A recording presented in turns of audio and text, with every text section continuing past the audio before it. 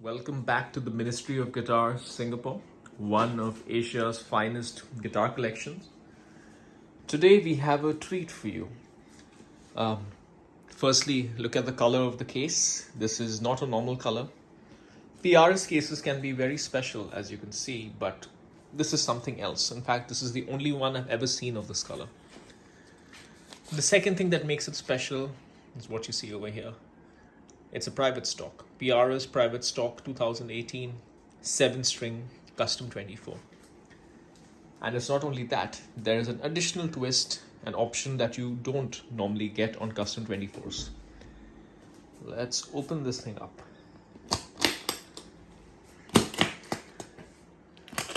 Alrighty. You want to know what's inside? Look at that. Ooh. There we go. There are two special things that I want to draw your attention to. Number one is, of course, that ridiculous top. This is not a curly maple top. This is not a quilted maple top. This is a Burl maple top. That's object number one.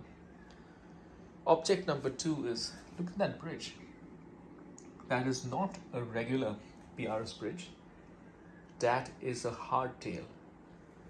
This, folks, is a PRS Custom 24 hardtail, which is a very, very rare guitar to begin with. And on top of that, it's a 7-string, as you can see. But, you know, the craziness doesn't really even begin here. We'll talk about that in a second. Let's just take a look at what's inside the case. Of course, this is a beautiful PRS private stock case. So you have the bird, this beautiful velvet-like material. You have the certificate, the PRS private stock certificate. In case you own one of these, the PRS private stock, do not lose that certificate. PRS correctly does not reissue them. So if you lose it, that's a big portion of your guitar's value, so keep that with you. What do you get inside a PRS private stock? You may be wondering. Well, let's take a look. There are a few things here. You would ignore this because this is something I have installed. These are the original strap locks. Original straps. I've installed strap locks on them. This is the envelope from the seller. This is Ishibashi Music in Japan. I have the certificate and the bill over here. I'm not sure if I want to show you everything, but you can just see some of it so that you don't see my address and stuff like that. And then we get into the so-called regular case candy. We have a couple of stickers. Number one, you have the instructions over here. So these are the guitar description. This is, I think, some sort of brochure. It is a brochure. Stay connected with us. Yep, why not? And then you have a couple of things such as the keys for the case itself over here. And then you have over here truss rod cover. You may wonder what this other thing is. Look at this over here. What is these little screws? So what this is this is a very unique bridge. This is a bridge that comes with locking saddles. So each of these saddles can be locked. My personal preference is I don't like these locking saddles. It makes changing strings a little bit of a pain. I'm the kind of person who has a Floyd Rose but doesn't lock the nut. So I just took them out and put them right over here for easy access. All right, now we get into what makes this guitar truly crazy. And when I say it's crazy, it's not just a crazy color, though that of course is good, of course what it is. We'll get into that. It's about the materials that this guitar is made of. And do the materials, forget about getting them every day. You can't get them every month or every year. There's something special going on here. All right, so here is the certificate. We're going to take a look. Custom 24 7-string. where do we begin? Neckwood, Hormigo. Now, what is Hormigo? Hormigo is the material from which you make marimbas. This neckwood has recently been used on the John McLaughlin signature guitar. And just give me a second, I'm just going to balance things out. Apologies for the little bit of whatever delay. Look at that. Tell me if you have seen anything more crazy. And it's not just that, it's a very, I had done a tone challenge on a Brazilian rosewood neck. This is something similar because this is actually used to make a musical instrument, which, that has a certain resonance in it. So Hormigo is very, very unusual. It's not just the neckwood that they have over here with the brilliant striping. They've also done matching buttons. And the feel of this is very interesting. It doesn't feel like a Brazilian rosewood neck. It's lighter in color, of course, but it's even smoother. Rosewood can be a little bit grainy, if you know what I mean. I don't know if you know what I mean, but try it out. But this one is just silky smooth, and this is just plain wood. Yeah, so that's the starting point. Hormigo neck. The top wood, as I told you earlier, is Burl maple, but before we get into that, the fingerboard wood, snakewood. First, have a look at the snakewood. You can see this little specks which give it its name, a little bit like snakeskin. You can see the tiny specks that give it its name. But it's not just about the appearance. The thing with snakewood is the hardest wood known to man, if I'm not mistaken. You can look it up and correct me, but it's up there. So, you know how a lot of us love ebony because it's such a hard wood, or maple, for example, right? To give you a very good, very clear sound. You have all of that happening here with a wood that's even harder. So Hormigo and snakewood is not something you walk in one day and pick it up and put it into guitars. This is kind of the magic of PRS Private Stock, that you get some crazy woods in the vault every now and then, and they build it when they're available. So it's not like you can always order one. I don't think you can order one with snakewood today. Let's take another look at this top. Wow. There's a whole story with Burl, and I believe that's also linked to the Mastodon song Curl of the Burl, right? You don't get Burl on everywhere. Burl is kind of diseased trees, and you have to really go deep into the forests to get them. So apparently the story is that in order to get Burl, a lot of drug addicts go and find the Burl, and that's how they try and fund their drug habit. I mean, it's a little bit of a tragic story, but apparently that's what the Mastodon song Curl of the Burl is based on. So whoever found this, I hope you're doing okay, but you did find an incredible piece of wood. And that piece of wood is amplified by this color. Now, there's a whole story behind this color. So let's go and look at it. Color, stain. What is that? Blueberry? What the hell is blueberry? So the story is that Ishibashi Music, the same folks whose envelope I showed you earlier, they ordered this thing back in 2017. And when they ordered it, they wanted to make it a very, very unique, one-of-a-kind collector's piece of art, very honest. I wouldn't even call it a collector's piece. I would just call this thing a piece of art. And the reason it's a piece of art is they went and also did the custom color for the case and a custom color for the body. And in typical Japanese fashion, this is called blueberry. Not blueberry, it's called blueberry. Because it's kind of like blueberry, but it's blueberry because it's scary, because it's a 7-string and you can play heavy music on it. That's my guess. I don't know the exact story. But it's very, very Japanese. And I really like this about this guitar. What else? So, other things are reasonably standard. The fingerboard inlays is mother of pearl. So they shine. This is not the cheap plastic that you get in regular guitars. This is real life mother of pearl. So the thing is, if you're playing this on stage and you have some light falling on you, you will notice how this thing is absolutely standing out. It just shines beautifully. I notice it with some of the lighting that I have in the room itself. What else? Electronics wise, you have Seymour Duncan Alpha Omegas.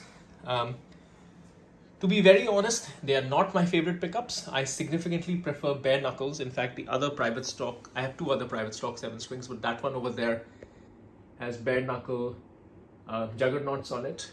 And this 8 string that I have over here, right next to this 1986 Custom 24, this has Ragnaroks. I love those. This is another guitar. We're going to unbox this in a future episode. It's just incredible. Few nice guitars, all of them waiting to be unboxed. So just keep following this channel if you want to see all of those unboxings. Coming back to this guitar, let's go look at some more of the specs. So another thing I really like about PRS Private Stock is you get high gloss nitro. So you have a modern guitar, yet you have the traditional nitro finish, all the advantages of the thin finish. You know, a lot of modern guitars like Kiesels and Mayonnaise or whatever, you get poly finishes. I don't like that. So that's one thing I really like about PRS Private Stock. I forgot to show you the Burl maple backplate. So the color of blueberry is not there just on the front, it's there on the back as well. On the backplate again you can see the it's a hardtail. Speaking of which, look at that body. So this is a black limba body. I completely forgot to mention that. Backwood black limba, which is basically fancy mahogany, but very fancy, a very nice piece, and also weight wise incredible. It's not that heavy, despite being a reasonable thickness full 7 string guitar. What else? Yeah, I think regular tuners, these are phase 3 locking tuners. This is what you get on PRS. Another note about private stock, every private stock comes with a few things. Of course, it has the number 7291, it has the date it was built, 24th of October 2018. Signature of Paul Reed Smith, signature of Paul Miles, or whoever is the private stock director at the time. It used to be Joe Knaggs of Knaggs Guitar before this. Yeah, so just incredible guitar. Very, very special. So what I'm going to do now is I'm going to show you some tones. I'm going to give you some thoughts about, or rather give you my impression so far about having owned this guitar, and then we'll take it from there. All right, we're seated at the station. I have the guitar here with me. Let me tell you a little bit about the story of how I got this guitar. So the story begins, though I got this guitar in 2020, the story begins in 2018, which is when I started my Japan assignment. And I was, of course, looking for guitars because Ochanomizu was right there. Ochanomizu, the famous guitar street. And I was roaming one of the shops, which was Ishibashi, of course, since I told you that. And I saw what I thought was the most incredible looking guitar hanging. Firstly, it looked a little bit different. And then I realized the reason it looked different was because it was a 7 string. So the proportions were slightly off. But that was in a very good way, because suddenly the 6 string PRS looked a little bit too scrawny and this looked like it was the perfect size. And I remember looking at the top and I remember looking at the price, and yeah, that was just that. And at that particular point in time, the Japanese yen used to be much stronger. So I didn't get that guitar, but I kept thinking about that guitar for years. And at the end of 2021, if I'm not mistaken, that's when this guitar was still there. It was still out there being sold. But 2 things happened. One is that the Japanese yen had become much weaker.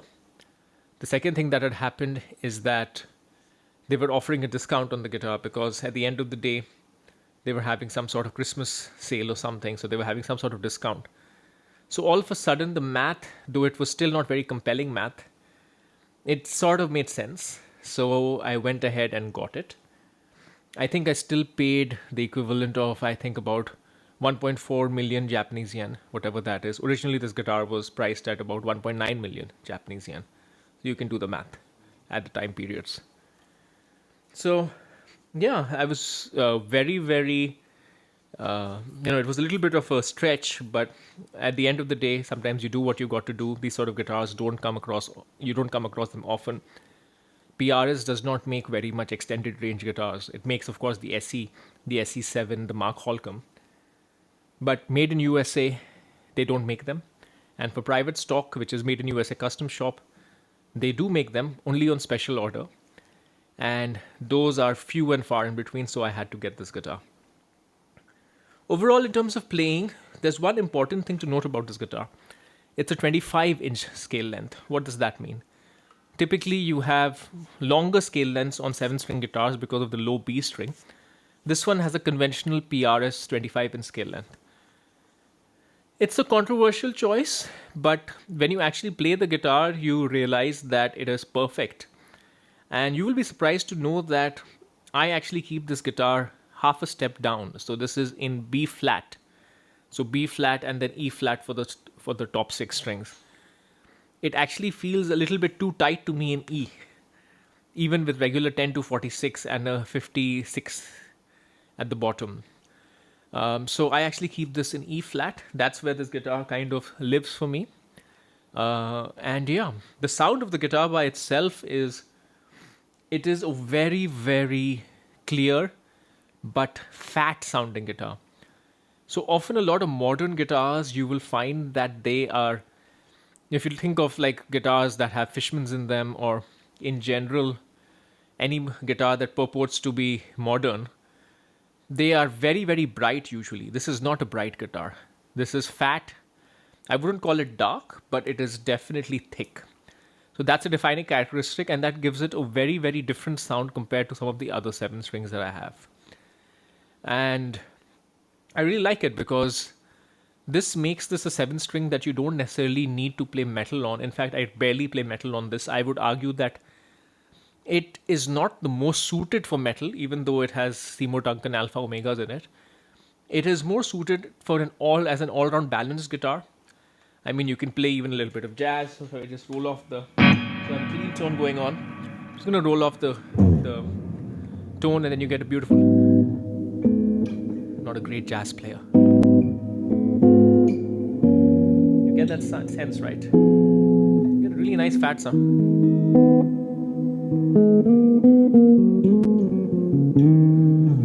That's there, but of course you roll it all back. Then even then, a regular clean sound with a pick that was just finger picking, you get a lot of clarity on a regular clean neck pickup sound.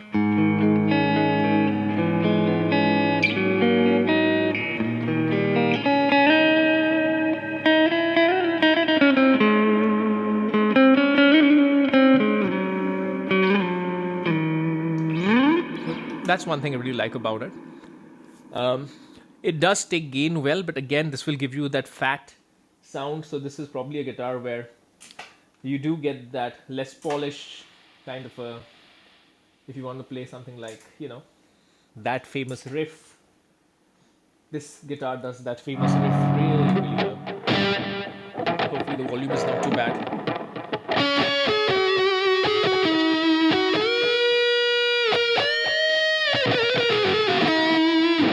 That's of course a little bit of a fat amplifier. Let's take a brighter amplifier. Let's take a Friedman style amplifier.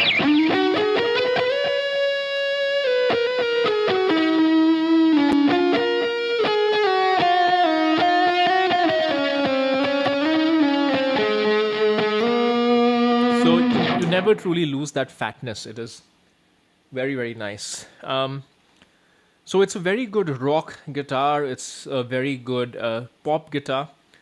And the thing, so talking about the controls for a second, this is the standard PRS controls, which is master volume, master tone, 5-way switch, neck pickup, outside, or rather 2 single coils. I don't know whether inside or outside.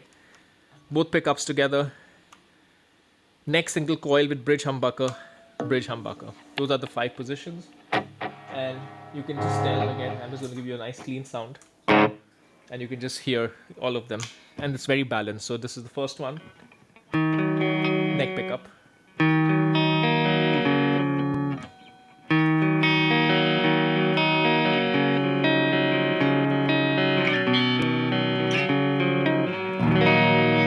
Very, very nice. You can see it's not dark, but it's fat. for a neck pickup. Now this is the position 4. So you get, it's not quite a strat position 4, but you get that range. And very crystalline. Position 3. This position takes gain very nicely. So you put a little bit of a marching time to sound.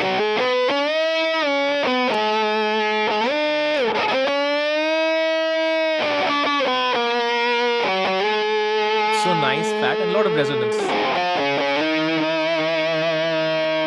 Position 2 is the one that I use the least. It's the thinnest of the lot.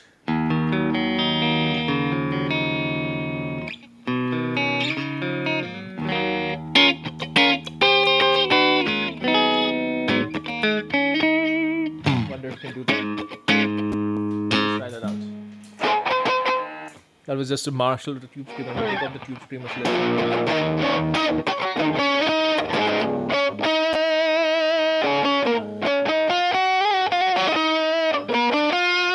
One thing that this guitar doesn't have is a percussive bounce. It's not a guitar that you're going to play funk on. I mean, it can do something, but this is not going to be your ideal first choice for that. So just note that. This is very much a humbucker guitar.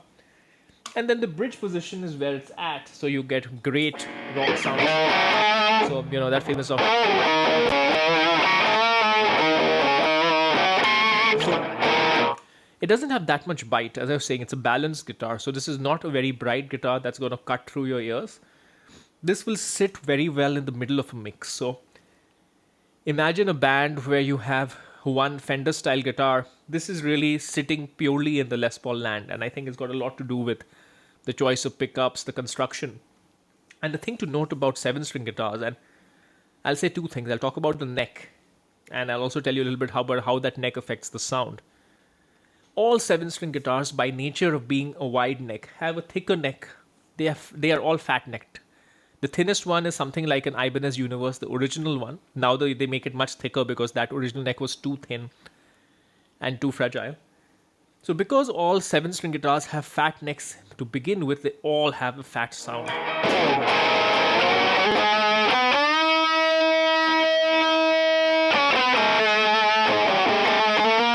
And incredible sustain. You know, it's like kind of like Les Pauls, right? You get the great sustain.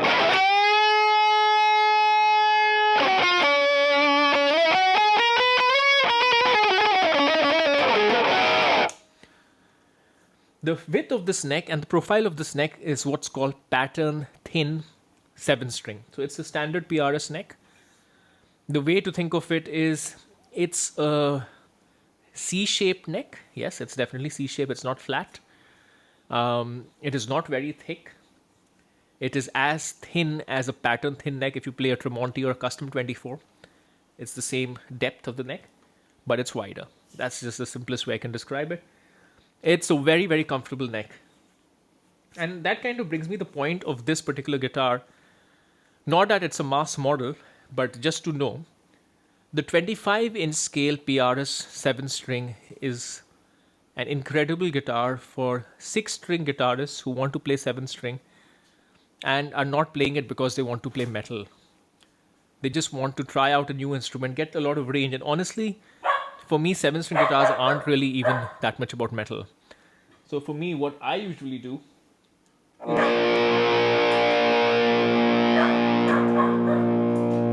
is stick on a bunch of delay, a little bit of reverb.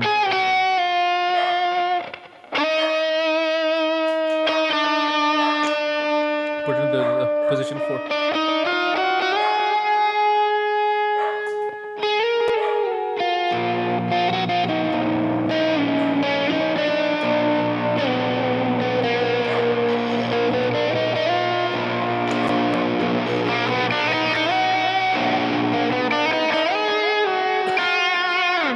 So it's just about getting that extra range. And then the other thing that you can do is if you drop it to like a drop D kind of a position, which is going to be A flat in this guitar's case.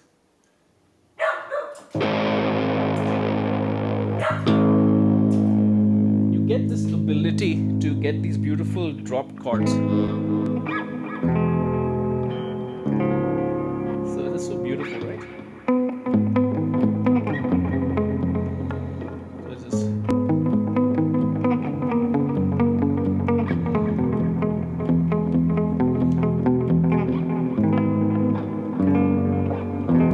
it's like you have a normal 6-string guitar, you can play all the cowboy chords, and then you get these beautiful alternate voicings of major and minor, major. So this is definitely not metal, right? This is just a beautiful way of getting additional sounds. So for me, that's what this guitar is really about. Okay, I hope this was fun. I'll be back soon with the next unboxing and virtual tour. And yeah, of course, I have to state this guitar is not for sale. This is my guitar, but I hope you enjoyed spending some time with me and the guitar and getting a feel of this guitar. Till next time.